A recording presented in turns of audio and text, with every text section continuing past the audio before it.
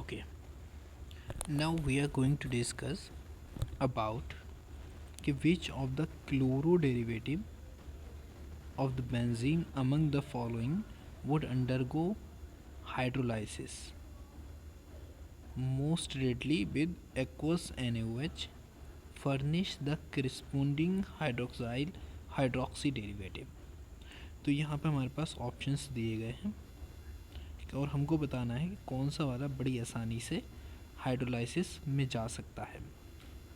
तो हमको सबसे पहले दो तीन चीज़ों को समझना पड़ेगा अगर हम इस क्वेश्चन को अप्रोच कर रहे हैं। जैसे ये होती है बेंजीन रिंग जनरली, ठीक इस तरीके से, और यहाँ लगा होता है Cl। अगर हम बात करें इस बेंजीन रिंग में तो हम जानते हैं कि ये जो यहाँ पर क्लोरीन एटम है इसके पास कुछ लॉन पेयर होते हैं, जो कि नंबर ऑफ़ लॉन पेयर कितने होते हैं 3। अब ये लॉन पेयर क्या करते हैं, रेजोनेंस में जाते हैं। जब रेजोनेंस में जाएंगे तो यहाँ पर इस क्लोरीन के बीच में और इस बेंजीन रिंग के बीच में जो करेक्टर आ जाता है वो आ जाता है डबल बॉन्ड का, ठीक। यहाँ पर नेगेटिव चार्ज आएगा तो इनके बीच में क्या आता है, डबल बॉन्ड का करेक्टर आता है। पहली चीज़ तो हमको याद रखनी है कि यहाँ पे डबल बॉन्ड या एक तरीके से बोल सकते हैं पार्शियल डबल बॉन्ड करेक्टर होता है। Okay, partial double bond character होता है क्लोरीन के और बेंजीन रिंग के बीच में, और that promotes the resonance. Done. दूसरी चीज़ कि इसकी वजह से जो बेंजीन रिंग है इसके ऊपर ऑलरेडी आ चुका है निगेटिव चार्ज, या हम बोल सकते हैं electron density on benzene ring increases. अब जब भी यहाँ पर कोई हाइड्रोक्साइल ग्रुप, यानी कि ये हुआ हमारा हाइड्रोक्साइड ग्रुप, अब ये हाइड्रोक्साइड ग्रुप खुद क्या है, इसके ऊपर निगेटिव चार्ज है, दैट्स मीन ये न्यूक्लियोफाइल है। अब ऑलरेडी बेंजीन रिंग पर क्या है, यहाँ पर रहा हमारा न्यूक्लियोफाइल, यानी कि इस पर रहा हमारा निगेटिव चार्ज ऑलरेडी, और यहाँ पर भी क्या है, निगेटिव चार्ज है। जब ये दोनों स्पीसीज़ एक दूसरे के पास आएंगी तो पहली चीज़ कि निगेटिव चीज़ें हमेशा निगेटिव को रिपील करती हैं, यानी कि निगेटिव वर्सेस निगेटिव वाला गेम हो जाएगा और यहाँ पर होगा रिपल्शन, यानी कि ये आसानी से दोनों एक दूसरे के पास आ ही नहीं पाएंगे। पहली चीज़ तो ये है। दूसरी चीज़, अगर वो पास में आ भी जाते तो इनके बीच में ये था डबल बॉन्ड करेक्टर, और इस डबल बॉन्ड करेक्टर की वजह से क्या होता कि इसको बड़ी आसानी से तोड़ा नहीं जा सकता, यानी कि इसी जगह पर भी डिफ़िकल्टी आएगी। अब दूसरी चीज़ आती है कि यहाँ पर हमको समझना है कि ये जो निगेटिव चार्ज डेंसिटी है इस बेंजीन रिंग पर, निगेटिव चार्ज डेंसिटी, इसको कैसे रिड्यूस करें। तो इसे रिड्यूस करने के लिए आपको क्या करना पड़ेगा, आपको जस्ट कुछ ऐसे ग्रुप और एटम्स इससे ऐड करने पड़ेंगे जो कि बेंजीन रिंग के साथ इलेक्ट्रॉन विड्रॉइंग ग्रुप की तरह बिहेव करें। और जब ये इलेक्ट्रॉन विड्रॉइंग ग्रुप की तरह बिहेव करेंगे तो ये इलेक्ट्रॉन डेंसिटी को डिक्रीज़ कर देंगे किस पर, बेंजीन रिंग पर। और जब इलेक्ट्रॉन डेंसिटी बेंजीन रिंग पर डिक्रीज़ होगी तो ये जो न्यूक्लियोफाइल था आपका, ये आसानी से बेंजीन पर क्या कर पाएगा, अटैक कर पाएगा। क्यों? क्योंकि अब इसको बहुत कम रिपल्शन देखने को मिल रहा है, या बहुत कम रिपल्शन की वजह से ये वहाँ तक आसानी से पहुँच पा रहा है। अब जितने ज़्यादा इलेक्ट्रॉन विड्रॉइंग ग्रुप होंगे इतना ही ज़्यादा आपको वहाँ पर उसका इफ़ेक्ट नज़र आएगा, ठीक, और इतनी ही ज़्यादा वहाँ पर इलेक्ट्रॉन डेंसिटी कम हो जाएगी। अब हम बात कर लेते हैं इसके अंदर ही। यहाँ पर अगर हम पहली बात करें तो यहाँ पर ये ग्रुप जुड़ा है, ये ग्रुप जुड़ा है, ये ग्रुप जुड़ा है, और ये हमको रिप्लेस करना है। तो ये जो तीनों ग्रुप हैं, नाइट्रो ग्रुप बोलते हैं इनको, नाइट्रो ग्रुप, ये तीनों के तीनों क्या होते हैं, इलेक्ट्रॉन विड्रॉइंग ग्रुप है। यानी कि एक ग्रुप मोस्ट इलेक्ट्रॉन विड्रॉइंग होगा तो दूसरा ग्रुप जो है उसका और सपोर्ट करेगा, तो दैट्स वाई ये बेंजीन रिंग से इलेक्ट्रॉन डेंसिटी को बहुत ज़्यादा अमाउंट में कम कर देंगे, जिससे जो हमारा न्यूक्लियोफाइल है उसको यहाँ तक पहुँचने में क्या हो जाएगी, आसानी हो जाएगी, ठीक।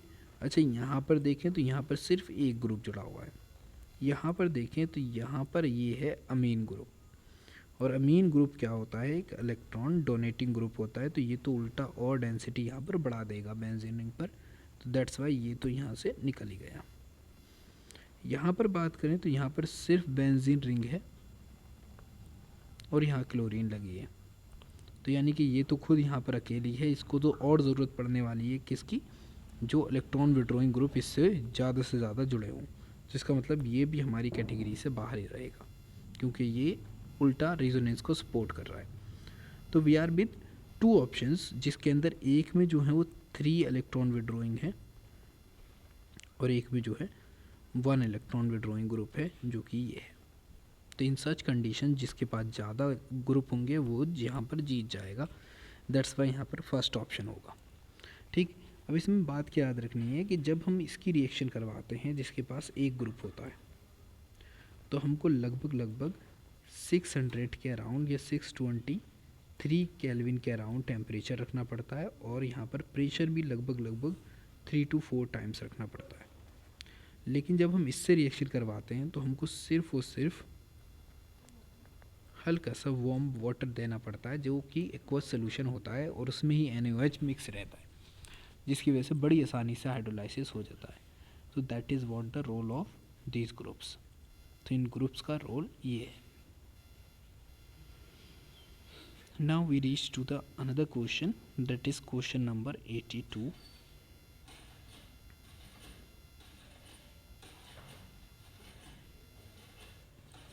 In question number 82, what you see, identify the compound Y in the following reaction। इस रिएक्शन में कंपाउंड Y को आइडेंटिफाई करें। ये जो रिएक्शन हो रही है सबसे पहले जो in the presence of sodium nitrite और HCl हो रही है और यहाँ पर टेम्परेचर है आपका ये, यानी कि हम बोल सकते हैं एक तरीके से 0 degree Celsius to 5 degree Celsius के अराउंड टेम्परेचर है। इस रिएक्शन को बोलते हैं डाई एजोटाइजेशन रिएक्शन। ठीक, दूसरा इसी रिएक्शन का नाम होता है डाई एजोटाइजेशन टेस्ट। ये रिएक्शन जनरली यूज़ की जाती है टू आइडेंटिफाई प्राइमरी अमीन्स। पहला प्राइमरी अमीन्स को आइडेंटिफाई करने में यूज़ की जाती है रिएक्शन, एंड दूसरा ये डिस्टिंग्विश करने में यूज़ की जाती है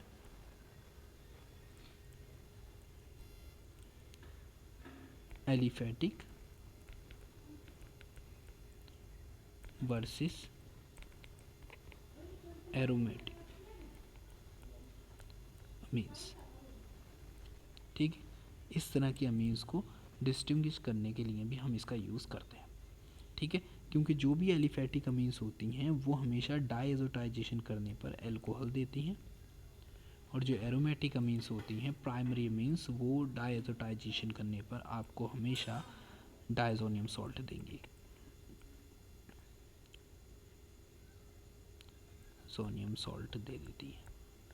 ठीक, और डायज़ोनियम सॉल्ट 0 डिग्री सेंटीग्रेड से 5 डिग्री सेंटीग्रेड तक स्टेबल रहता है। तो ये जो बन के आया है ये हमारा बेंजीन डाइएजोनियम सॉल्ट या फिर इसको बोलेंगे डायज़ोनियम क्लोराइड सॉल्ट। ठीक, सॉल्ट क्योंकि यहाँ पे नेगेटिव और पॉजिटिव चार्ज है क्योंकि ये आयनिक कंपाउंड की तरह बिहेव करेगा। अब हम रिएक्शन करवा रहे हैं in the presence of Cu2 और Cl2। ठीक, इस रिएक्शन को बोलते हैं हम सैंड मेयर रिएक्शन।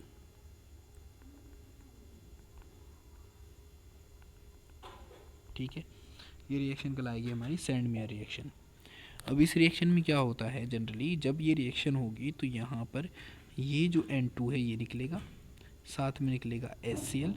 ठीक, और साथ में आप क्या देखोगे कि ये सब वाला जो पूरा का पूरा ग्रुप है ये यहाँ से हटकर इस जगह पर जुड़ जाएगा Cl, यानी कि जो Y वाला ग्रुप है ये हमको देगा डायरेक्ट कंपाउंड Cl, जिसको हम बोलेंगे क्लोरोबेंजीन।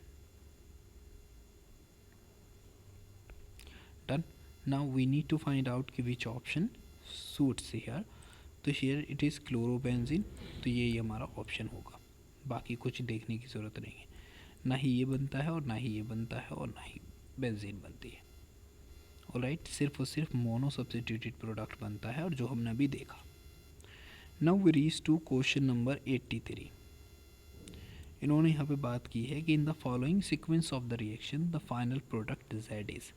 आपको ये बताना है कि ये जो प्रोडक्ट बन के आएगा वो कौन सा प्रोडक्ट होगा, that we need to find out. ये जो रिएक्शन है यहाँ पर, ये होता है हाइड्रेशन ऑफ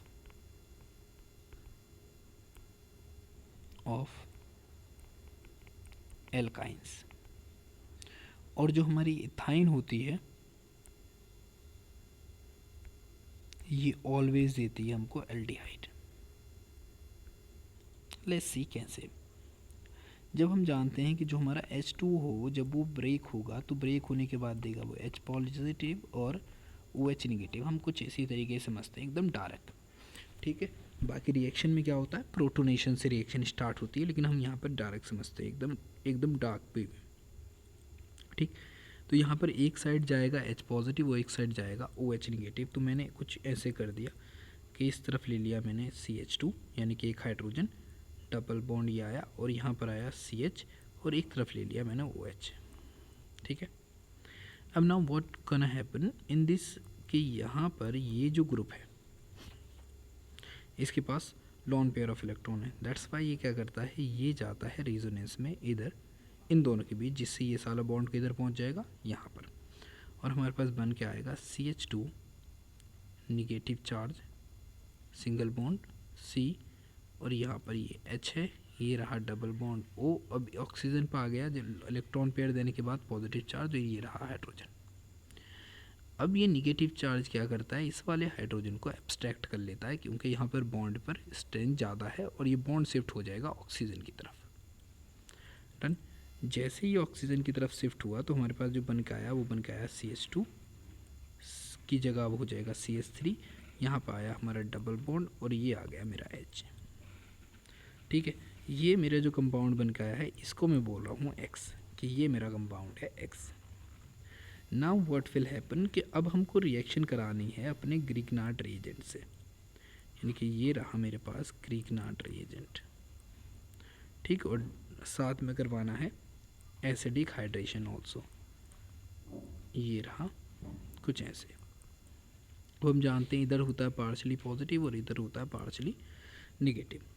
तो ये बॉन्ड यहाँ से टूटेगा, अटैक होगा यहाँ पर, और ये बॉन्ड गया इस तरफ, और हमारे पास बन के आ गया CH3 CH, यहाँ पर दूसरा CH3, ये गया ऑक्सीजन जिस पर आया नेगेटिव चार्ज। अब यहाँ पे बॉन्ड टूटा था तो Mg पॉजिटिव और X आ जाएगा यहाँ पर, ठीक। अब इसी स्टेप में हम करवा रहे हैं एसिडिक हाइड्रोलाइसिस, ठीक। जब एसिडिक हाइड्रोलाइसिस होता है तो आप इसको कुछ ऐसा समझ लें कि ये कुछ वाटर का मॉलिक्यूल होता है, थोड़ा इस तरीके से टूट जाएगा। तो H जाएगा इस ऑक्सीजन के साथ, बिकॉज इस पर होता है हमेशा पार्शली पॉजिटिव चार्ज, OH पे होता है पार्शली निगेटिव, तो दैट्स वाई OH जाएगा Mg के साथ। तो Mg तो निकल जाएगा कुछ इस तरीके से, यूं करके X के साथ। बचा क्या, यहाँ पर बचा हमारे पास CH3 CH single bond OH, और यहाँ पर आ जाएगा CH3, यानी कि we have now secondary alcohol. अब आगे स्टेप में क्या बोला है कि उन्होंने Y जो आया हमारे पास, यानी कि ये जो बन के आया है हमारे पास Y, इसका अगर हम ऑक्सीडेशन कराएं तो क्या होगा। तो सेकेंडरी अल्कोहल हमेशा ऑक्सीडेशन करने पर देते हैं कीटोन्स, यानी कि हमेशा ही सेकेंडरी अल्कोहल से जो प्रोडक्ट बन के आएगा वो आएगा CH3, यानी कि एक तरीके से बात करें तो प्रोपेन 2 ऑन, ये हमारे पास प्रोडक्ट आना चाहिए, ठीक। तो कहीं कहीं पे प्रोपेन ही लिखा हुआ, प्रोपेनॉन ही लिखा हुआ होता है, और कहीं कहीं पे 2 ऑन भी लिखा हुआ होता है, तो आपको याद रखना है ये। तो यहाँ पे लिखा है एथेनल, तो एथेनल नहीं है, Z एथेनल नहीं है, X है एथेनल। प्रोपेन 2ऑल नहीं, अल्कोहल नहीं बन रहा है क्योंकि Z वाला प्रोडक्ट नहीं है, वो तो Y वाला बन रहा है हमारा प्रोपेनॉल, प्रोपेन 2ऑल, ठीक। आगे बात करते हैं प्रोपेनॉन, एग्जैक्टली यही सवाल हमारा आंसर है, ना ही हमारा ये बना था, ठीक, तो इस तरीके से हम इस आंसर तक बड़ी आसानी से पहुंच सकते हैं, बस हमको थोड़ा सा प्रैक्टिस होनी चाहिए। Now we are at the question number 84। कह रहे हैं which of the following compound will give a coloured crystalline compound. ठीक है, तो ये यहाँ पर जो है ये से बोलते हैं एक तरीके से 2,4 डाइनाइट्रो फिनाइल हाइड्राजीन। ठीक, हाइड्राजीन, या फिर इसको बोलते हैं DNP टेस्ट।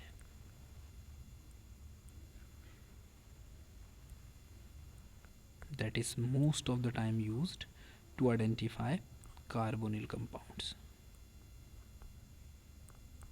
ठीक, तो जो भी कार्बोनिल कंपाउंड्स होंगे, जैसे फॉर एग्जांपल एल्डिहाइड और स्पेशली कीटोन, ये इस टेस्ट को देते हैं। टेस्ट कैसे होता है, लेट्स से ये कोई कार्बोनिल कंपाउंड है, कुछ इस तरीके से हमने मान लिया, इसको भी आर ही माने, और यहाँ पर जब हम रिएक्शन करवाएंगे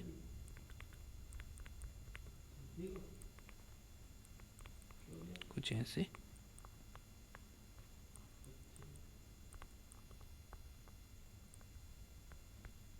ठीक, तो यहाँ पर क्या होता है कि ये दोनों कुछ इस तरीके से निकल जाते हैं, यानी कि एक तरीके से एक वाटर मॉलिक्यूल रिमूव होगा जनरली, और ये बन के आएगा फिर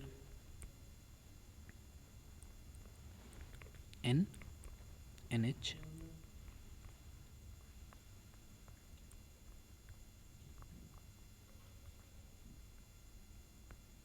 ये जो है ये है ऑरेंज क्रिस्टलाइन डाई या सब्सटेंस। इसका जनरली यूज़ किया जाता है कार्बोनिल कंपाउंड फाइंड आउट करने पे। ये हमारा एसिड है, एसिड क्लोराइड, ये हमारा एस्टर है। ठीक, यहाँ पे बात करें तो ये हमारी कीटोन यानी कि कार्बोनिल कंपाउंड, तो ये टेस्ट दे देगा। ये फिर से हमारा माइड आ गया, तो ये भी नहीं होगा, तो that's why we are with the option number 3, ये इसका करेक्ट ऑप्शन है।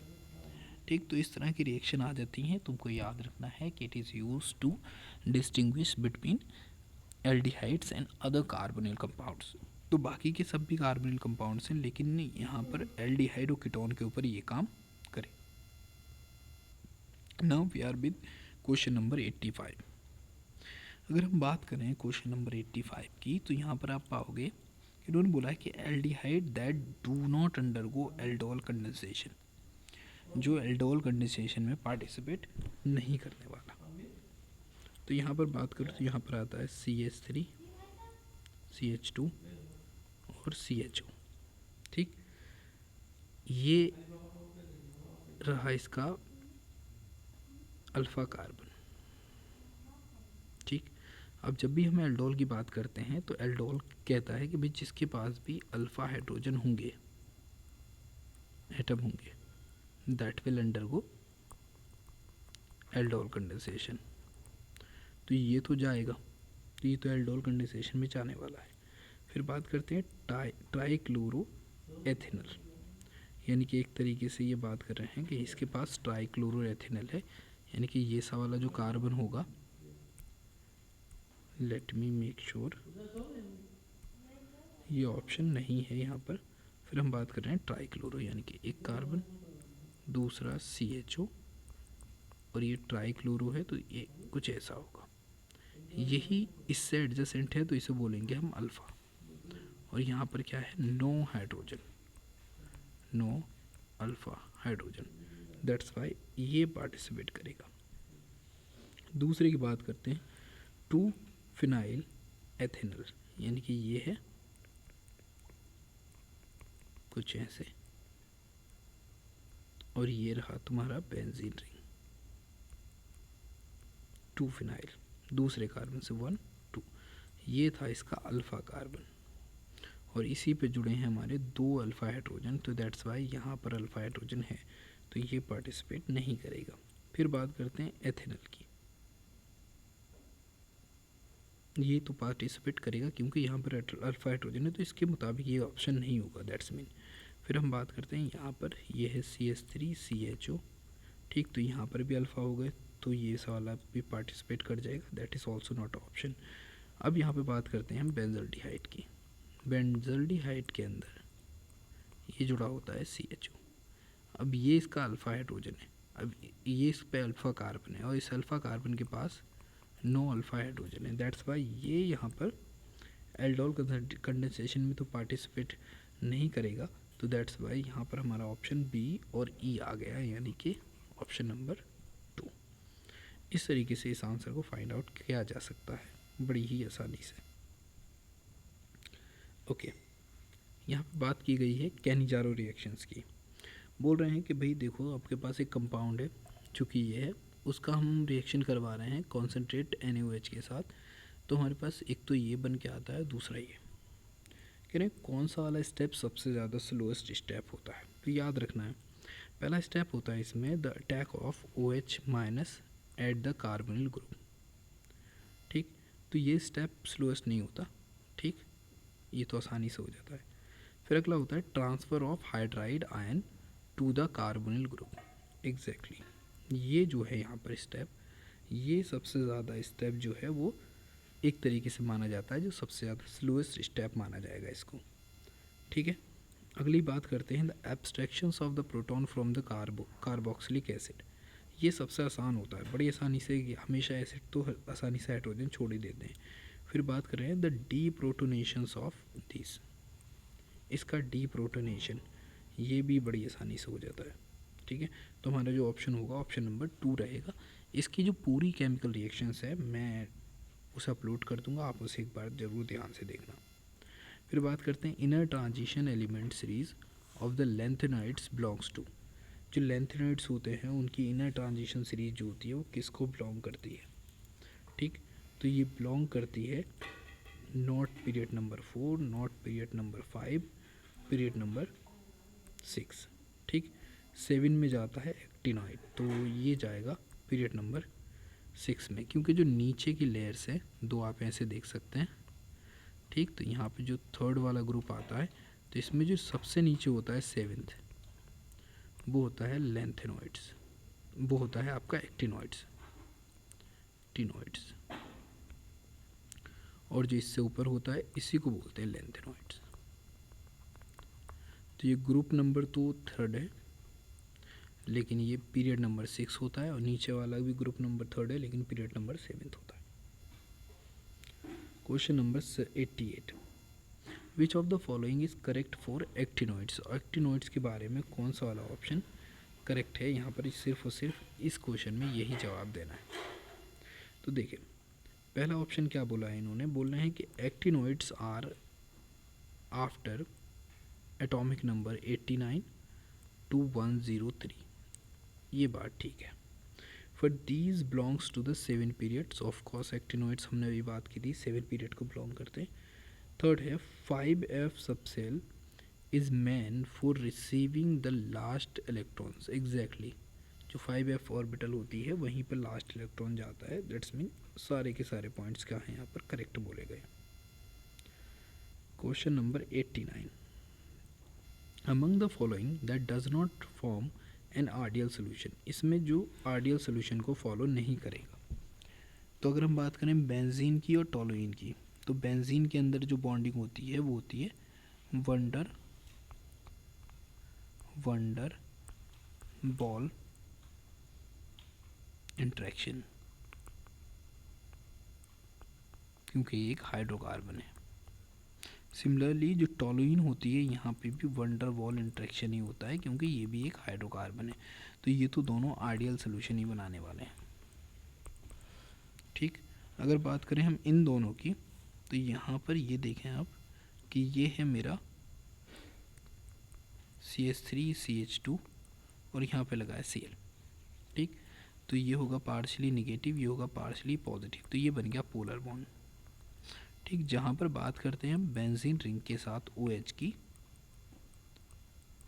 ठीक, तो ये फॉर्मेशन करता है हाइड्रोजन बॉन्डिंग का, और जब हम इन दोनों को मिक्स करेंगे, एक पोलर है और एक हाइड्रोजन बॉन्डिंग वाला है, तो इनके बीच में जो है इंटरेक्शन ठीक से नहीं हो पाएगा और ना ही फिर हाइड्रोजन बॉन्ड का जो नेचर है स्ट्रॉन्ग वाला वो रह पाएगा। तो ये क्या बनाएंगे, ये हमारे जो सोल्यूशन बनाएंगे वो नॉन आइडियल होगा, non ideal solution. That's why ये इसका ऑप्शन है पहला। आगे देखते हैं, ये भी बेंजीन रिंग के साथ Cl जुड़ा है और ये भी बेंजीन रिंग के साथ Br जुड़ा है। तो पार्शली निगेटिव पार्शली पॉजिटिव, ये पार्शली निगेटिव पार्शली पॉजिटिव, तो ये दोनों पोलर पोलर हो गए। तो दैट्स वाई ये रहेगा हमारा आइडियल।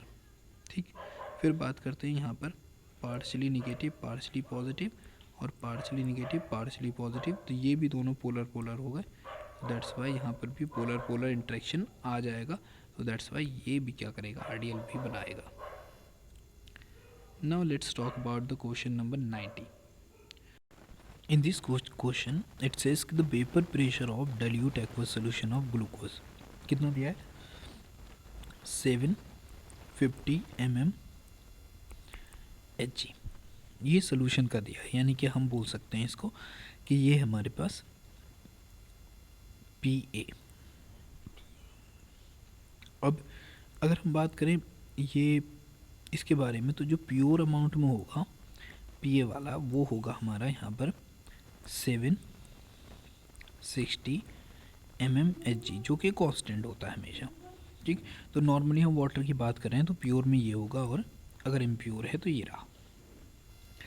अब क्या करना है हमको यहाँ पर, जब हम अगर इस क्वेश्चन को ध्यान से देखते हैं तो हमको एक फार्मूला याद आता है जिसको बोलते हैं, इन्होंने पूछा क्या है, इन्होंने पूछा है कि XB की वैल्यू बता दो।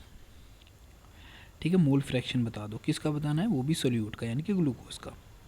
तो अगर आप मोल फ्रैक्शन का फॉर्मूले को ध्यान से देखो तो वो फार्मूला होता है आपका delta upon PA not equal to XB। Alright, अगर इस फॉर्मूले को हम ओपन करें तो ये आएगा हमारा P नॉट A माइनस, ठीक है, और यहाँ पर आ जाएगा हमारा PA अपॉन, और यहाँ पर आता है हमारा जनरली जिसको हम लिख सकते हैं एक तरीके से PA नॉट, और ये इक्वल टू है XB के। ठीक है, तो अब हम XB को क्या कर रहे हैं, यहाँ पर मेन डेटा लेके चल रहे हैं और यहाँ पर हम वैल्यू रखते हैं। यहाँ पर वैल्यू रखेंगे हम 760 माइनस, यहाँ आ जाएगा हमारा 750 minus 750, that's comes out to be यहाँ पर 10, और यहाँ पर आ जाएगा 750, यानी कि 1 से 1 कट गया। मेरा आंसर आया 170, 760 आता है 6, तो 1/76। नो, ये ऑप्शन भी नहीं है, ये ऑप्शन भी नहीं है, ना ही ये ऑप्शन है, तो we need to go with this. तो यही हमारा करेक्ट ऑप्शन है जो हमने अभी कैलकुलेट करके निकाला। Okay, in the next video we discuss about the next questions. तो यहाँ पे हम जो बात करने वाले हैं वो नेक्स्ट क्वेश्चन की बात करेंगे, that will be discussed there. Thank you very much, God bless you.